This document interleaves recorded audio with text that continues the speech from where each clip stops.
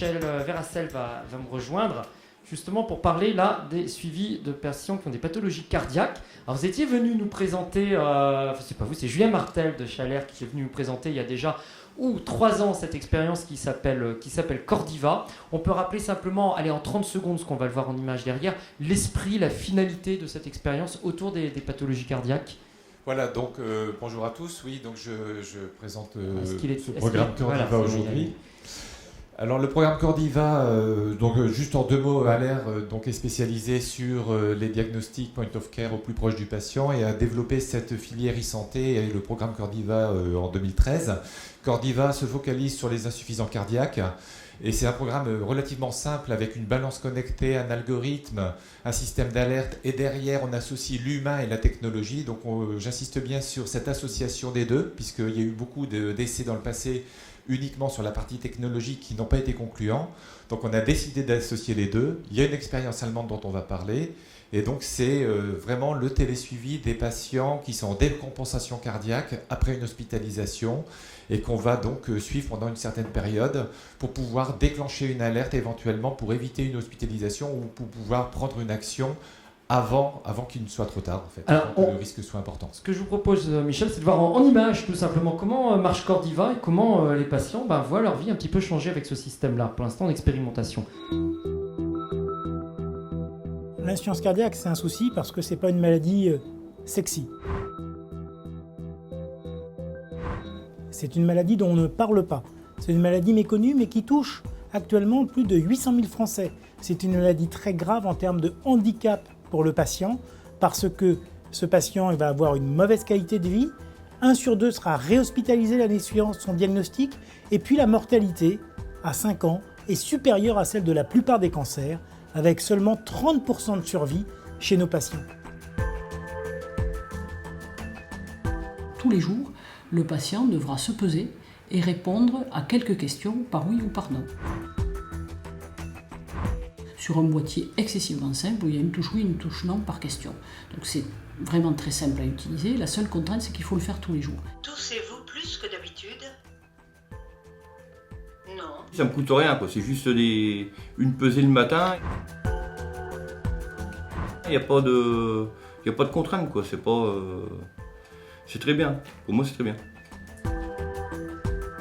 Ces données sont envoyées à un centre qui les analyse et qui a des systèmes d'alerte. Et si tout va bien, eh bien, rien ne se passe. Si par contre il y a une alerte sur le poids ou sur une question posée, une réponse donnée, à ce moment-là, cela peut générer l'appel de l'infirmière auprès du patient. Je vois que vous avez répondu oui à l'œdème et à la fatigue. Vous pouvez m'en dire plus ? On l'appelle et ensuite on met en route la prise en charge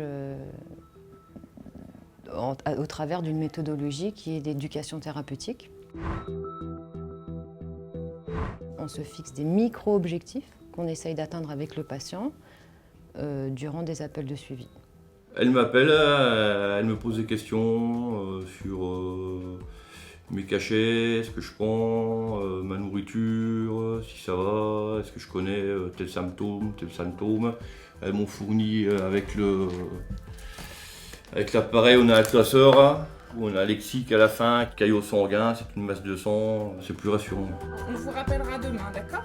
Je vous souhaite une bonne journée. Au revoir. Les retours des patients sur notre suivi infirmier, c'est un sentiment de sécurité. On est là sans être là. C'est important pour eux.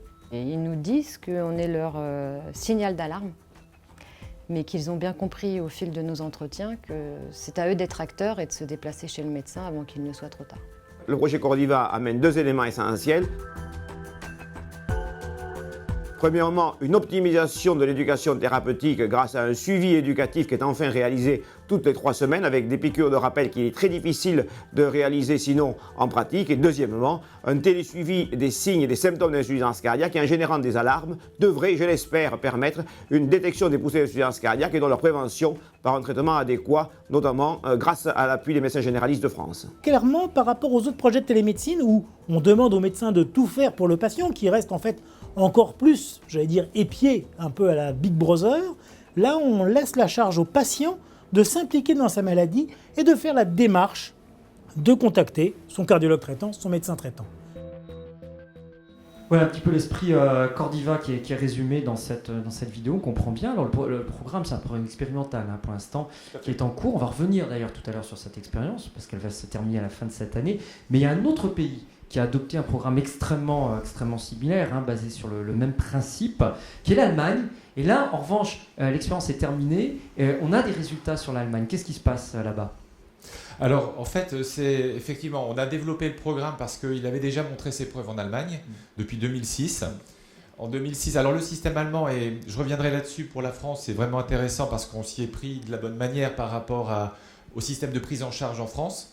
Et je suis un petit peu déformé personnellement parce que je suis économiste de santé et je baigne dans le remboursement des produits de santé depuis mais il en faut, hein.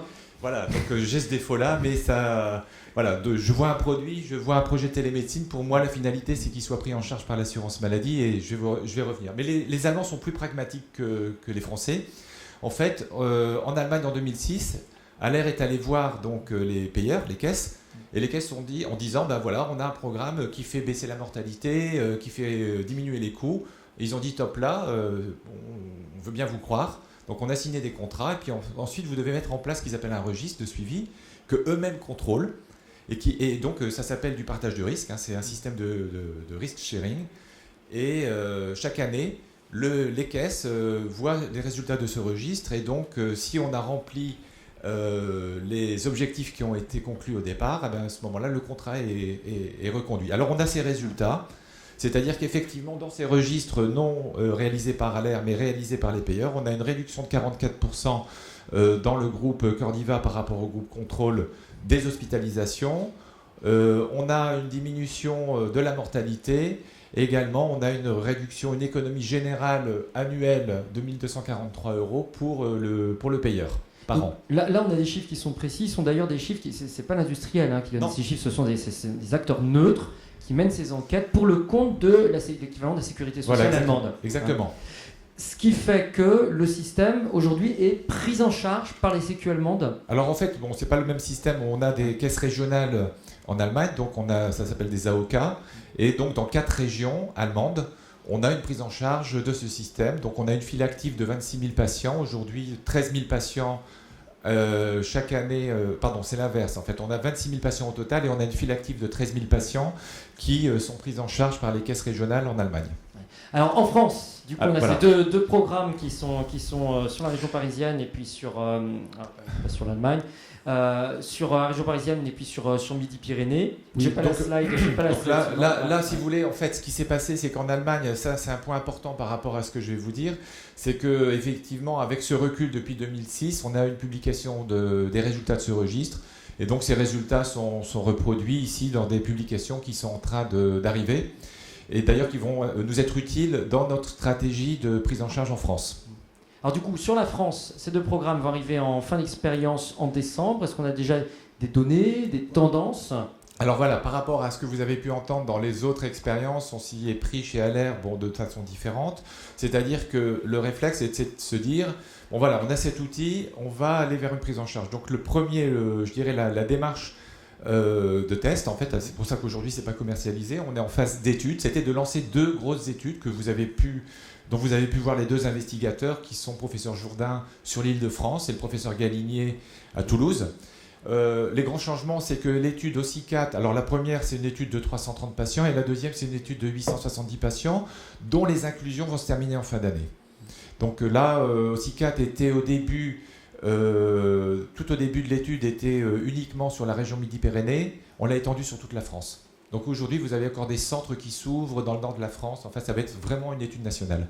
Avec des résultats d'études et des prises de décision qui vont être en courant 2016 ? Alors, on va s'y prendre en 2 étapes. C'est extrêmement lourd, même pour une société comme Aller, d'attendre 3-4 ans parce que finalement, donc la France est dans un système, si vous voulez, même un projet de télémédecine, avoir un remboursement, on peut avoir ce remboursement que sur la preuve clinique. Donc vous devez mettre en place... Alors c'est très bien, on l'a fait, mais si on veut franchir la période d'inclusion qui est 2 ans, plus la période de suivi qui est encore de 2 ans, ça fait 4 ans. 4 ans, on ne peut pas tenir. Très long problème.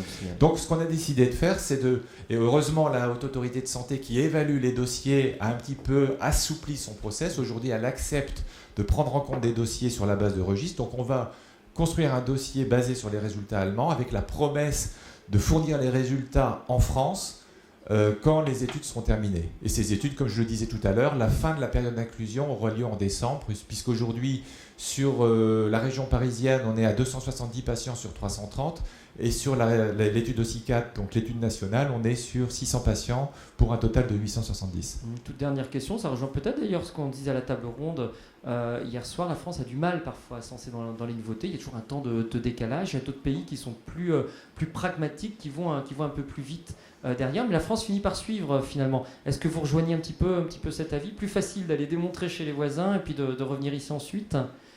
Oui, il faut avoir une stratégie globale en fait. Il faut bien comprendre quels sont les différents leviers. C'est vrai que l'Allemagne est souvent citée en numéro 1. L'Allemagne est très réactive, c'est-à-dire qu'elle va vous accepter très rapidement dans son système, elle va vous sortir très vite. La France, son ticket d'entrée est plus important. Donc moi j'ai l'habitude de dire par exemple à des startups américaines qui veulent s'installer en Europe que l'investissement clinique est quelquefois plus lourd en France. Il faut montrer patte blanche, enfin c'est comme ça. Mais par contre, si vous regardez un petit peu sur le long terme, l'investissement, quelquefois, est beaucoup plus intéressant. Moi, j'ai travaillé sur des produits dont aujourd'hui, par exemple, le prix de remboursement est 2 fois inférieur en Allemagne par rapport à la France. Donc effectivement, il y a un ticket d'entrée qu'il faut voir comme un investissement, mais qui a son retour qui peut arriver. Et sur le moyen long terme, on est gagnant.